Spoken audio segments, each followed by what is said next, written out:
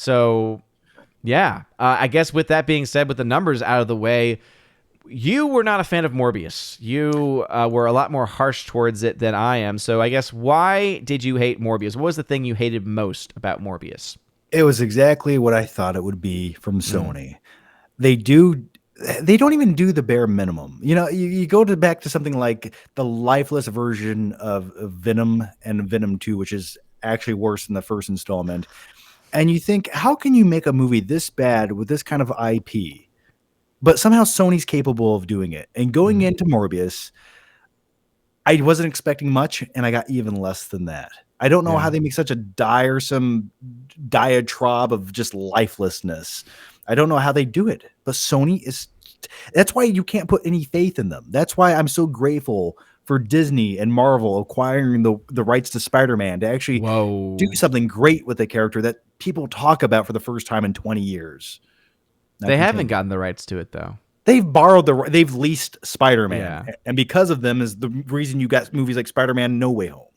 Only because of them. But let's be honest here.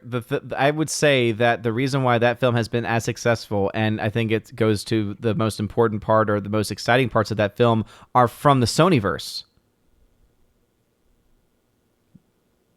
It's not Doctor Strange that brought people to go see that film. Right? It was Andrew Garfield. It was Tobey Maguire. All Sony people. Yes, Sony. We'll go with Andrew Garfield's interpretation of Spider-Man wasn't very good. It wasn't, and yet people were excited for him. Made him better. Yes. Now, if you go to the early 2000s version with Tobey Maguire, those were good. Sony was a competent studio back then when it came to comic book films. Everything after 2006, they have not been able to do that. Yeah. I just would push back on the Disney factor a bit. I think you're giving Disney a little bit too much credit. I do think that there is definitely, I think it's less a Disney factor and more of a Kevin Feige factor. I think that Kevin Feige's involvement as a producer on the film helped. However, Amy Pascal was also just as much involved in it, and I've already talked about this before previously, I think even on previous podcasts, but at the very least on my channel, where 75% of the money that went into the film and 75% of the returns are going to Sony. So even though Disney had an input, Disney had a voice in this, this is still a mostly Sony film. But it's not. But it is. Just because it takes place within the framework of the MCU does not make it not a Sony film. The screenwriters are the same screenwriters who have worked with Marvel and Disney. It's the majority of the producers are from Disney. The only reason you have producers from Sony is because the two main producers, as I said, one is Amy Pascal, who is Sony, and the other is Kevin Feige, who is Disney. But what actual input did they put into the film, the screenplay, the story of their production, other than just because they borrowed Sony IPs? I mean, that's the only reason they were there. Well, I don't have the actual breakdown of what they actually put into it. Did they put in? If any. Well, they haven't actually even released that, and I don't think that they ever would release that. I mean, whatsoever. because judging by their creative input over Sony, I mean, just look at the way they're connecting their own universes, the Sonyverse of things, with the Vulture popping down from nowhere. Yeah. I'm a bad guy too. You want to be a bad guy with me? Okay, let's be bad guys. Oh yeah. And as stupid as that moment is, and again, I'm totally willing to criticize Sony, no doubt about it. I am just not as willing to give Disney as much credit as some people like to give them credit for, because let's just be honest, Disney has been driving their own IPs into the ground. Like? Captain Marvel. Besides Captain Marvel? I would argue that the last Ant-Man film was not very good. I would say it was downright boring, for sure. Yes. I would say just look at every single one of their Disney Plus TV shows. Would you say Doctor Strange and the Multiverse of Madness looks good? I would say it's probably going to be a hot mess, and it's probably going to be like Endgame and drive me insane. My question for you, let me ask you this. And Endgame, great example of driving a franchise into the ground. I know a lot of people had a lot of great payoff from that, or felt a lot of great payoff from that. But if you break that film down, it is not a very well-written film. I think the third act gets a little sloppy for sure, definitely, man. Oh, yeah. You mean when all the women somehow find themselves together on the battlefield? Yes. And Captain Marvel goes, "Hi, Peter Parker." Hi, Peter Parker. Yeah, I do mean. Yeah, I agree. Yeah. I agree. Yeah. No, and don't get me wrong. I'm not trying to defend Sony. Sony has done terrible things. Morbius, great example of that, right? Morbius, not a very good film. Again, I mentioned in my review, it was a C+ going into the, halfway point, 2/3 of the way point, and it was barely holding on there. And then just at the very end, just things start falling apart. Really stupid things start to happen, and eventually I'm at that D+ range. I know that on the last podcast that we just did for John's Patreon people, we talked about how he had given it an F, thought it was total trash. And I think that there is definitely a lot of merit to that argument, to be sure. There's a lot of stupid things happen. But my biggest issue, my biggest gripe, and I've gone on this rant before, but I think it's important, is the fact that they used a post-credit scene. And for anyone who cares about spoilers, I guess it's a spoiler, but the fact that they used a post-credit scene featuring Michael Keaton's Vulture as a main point of their trailer, to me is disgusting and is downright malpractice, because they lied to get people to go see their film. And if people are going to sue the makers of the film Yesterday, back from 2018, I don't know if you heard about this lawsuit, but they're suing because Amy de Armas was featured in that trailer on a late night show, and because her role is not as prominent in the actual film itself, they're suing because they were fans of hers and they wanted to see more of her. So even though she was still in it, she wasn't in it as much. I think there's a lot better case going on here, because the trailer clearly plays up Michael Keaton as if he's going to be a part of this universe, and he ends up only being in these post-credit sequences. That to me is the most infuriating. Well, it was all the Spider-Man references too that were helping sell the movie. They had like posters of Spider-Man in one of the alleyways and things like that. And it really does make me wonder if that was a blatant lie. Maybe those things were cut at the last second, but why would you cut them? I don't know. So I'm really curious what involvement in the studio, Sony, who you love so much, I wonder what kind of involvement they came in and changed and twisted. It kind of reminds me of Fantastic Four stick, how the studio had a little too much involvement, and the director sort of lost his vision. And lost his mind, apparently, too. Yeah. No. And again, I just want to make it clear, I am not a Sony studio defender. I agree with your assessment of a lot of the films that they have done. But here is where I would disagree. Where Disney, for instance, the one that you were praising, put out a bunch of high-budget films that all lost money last year. Sony put out films that cost a lot less money. Yeah. Oh, no. Because Sony put out films that cost less or maybe as much, and yet all of them were able to make their money back. Venom 2 was crap, made its money back, made net profit, net gains. In fact, opening weekend did better than the first Venom film. During a pandemic.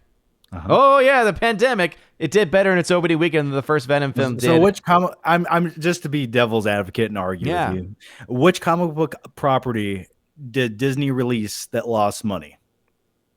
Black Widow. Black Widow didn't lose money. Yeah. It lost money? Yeah, Black Widow. Tell me how much money it lost. Black Widow lost. Let me pull up my charts.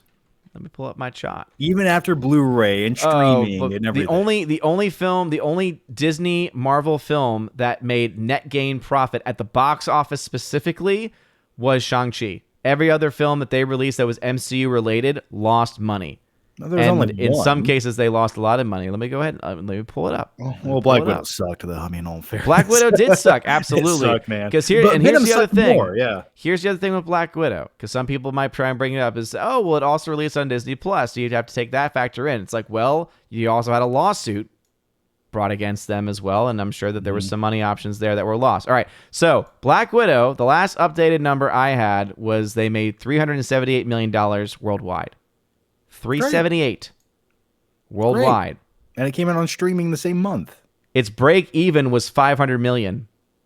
Yeah, but with the streaming, the subscriptions, blah, again, blah, blah. But they had a lawsuit. So to me, that goes out the window. So $73 million loss based on those numbers from the box office alone. $73 million loss. Now let's compare the overall relative profit of So the whole again, MCU $73 million universe. loss. Let's go Shang-Chi. Shang-Chi made 33.9 in net gain profit. It's the only film that actually made profit. Let's look at Venom 2. Venom 2 made 136 million in net gain, net profit. Terrible film, and yet made that much money. Spider-Man No Way Home, still a Sony property. 75% of it owned by Sony, 75% of it funded by Sony. $834.4 million. Guess what? That's net gain profit. 75% of that is going to who? Who is that going to? That's right. It's going to Sony. And what was Eternals? Oh, Eternals was a $59.5 million bust. Well, great. Sony can take the money and make more Venom movies. Yay! They can make a Morbius sequel with all the money. Is almost every single Disney film that got released, almost every single one of them lost money. That's not even taking into account films like Luca, which didn't even get a theatrical release, but had to have cost at least $100 million that they put directly onto Disney+.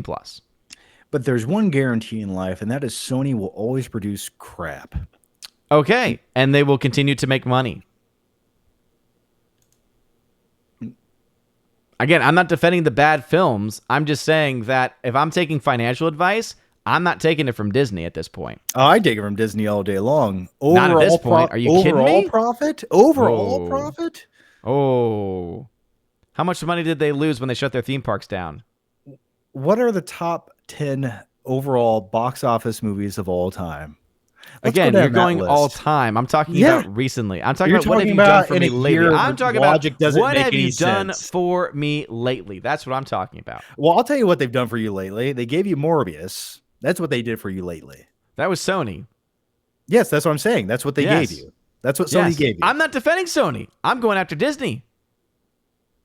This is like listening to like the most corrupt politician of all time and give you financial advice. It's like, you're making money, but how are you doing it? I'm the most corrupt. You're sucking the It's like we can make more money by dumping plastic into the ocean, or we can recycle. Okay, John Campia, you can continue to shill for Disney all day. That brings me to my next point. Now take this with a grain of speculation, but I have insider news that from Grace Randolph. Well, I don't know, but hear me out for 1 second. I don't actually have any inside scoop. But I'm going to pretend like I do for the next 25 minutes. Now, okay?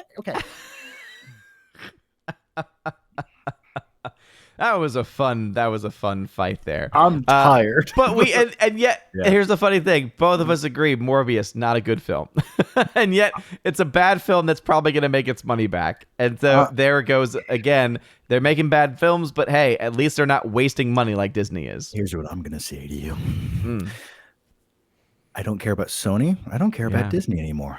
Yeah. Warner Brothers, just give me more of that good stuff, baby, because that's what I want. Yeah, Warner Brothers, give me some more Joker, give me some more Batman. That's all I'm here for. That's all I need. I don't care about Morbius. I don't care about Captain Marvel. I don't care. Yeah, you just want to consume. That's what you want to do. I do want to consume. You're just a consumer.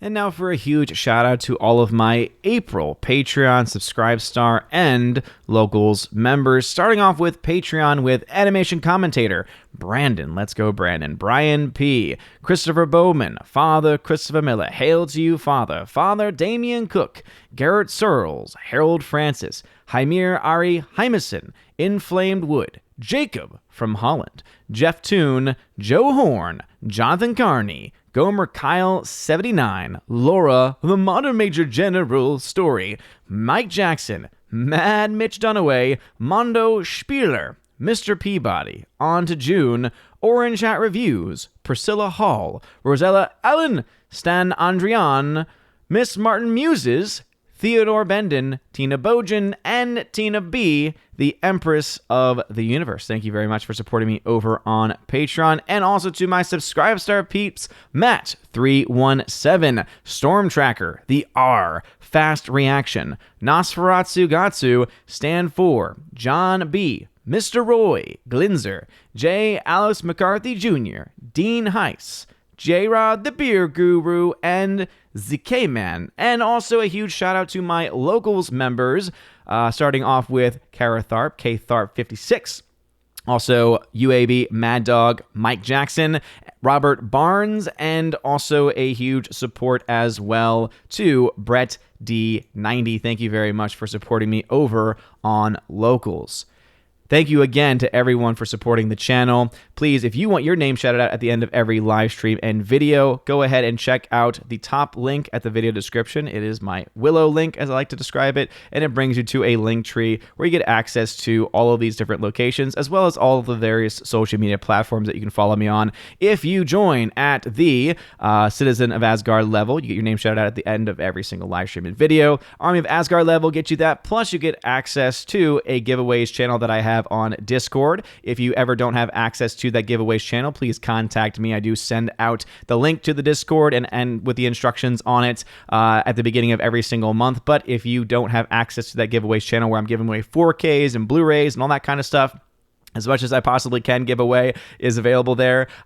Please just reach out to me and I will gladly walk you through the process to make sure you get access to that giveaways channel. And again, that is, Army of Asgard level, whether you be on Patreon, Subscribestar, or on Locals. Also, if you are the keeper of the Bifrost level, you get access to all of that. Plus, you get access to a podcast that I do with John the Flick Pick Flickinger. We try and do it once or twice a month. I think we're going to try and do it twice this month to make up for some miscommunication that we had last month. So be on the lookout for that, and look out for those podcast Q&A posts that are always available on the Patreon main page, the Subscribestar main page, on the YouTube side of things as well. The YouTube community tab, you'll always find the podcast Q&A there, and also on the Locals page as well. And if you join at the Chosen of Valhalla level, the highest of the levels, you get access to all of that. Plus, if it's your first month, you get a free t-shirt, any t-shirt you want from my Teespring, my TeePublic, whichever one you want to get it from. You just let me know the size, location I'm sending it to, color, that kind of stuff. You get it sent to you. Plus, you get to be featured once a month on the Chosen of Valhalla live stream, where we all come together and just talk about movies and really anything the Chosen want to talk about, and it is a lot of fun. Anyway, thank you all very much for your love and for your support. You guys are all amazing and beautiful people. Hope you all have a wonderful rest of your day. And as always, God bless.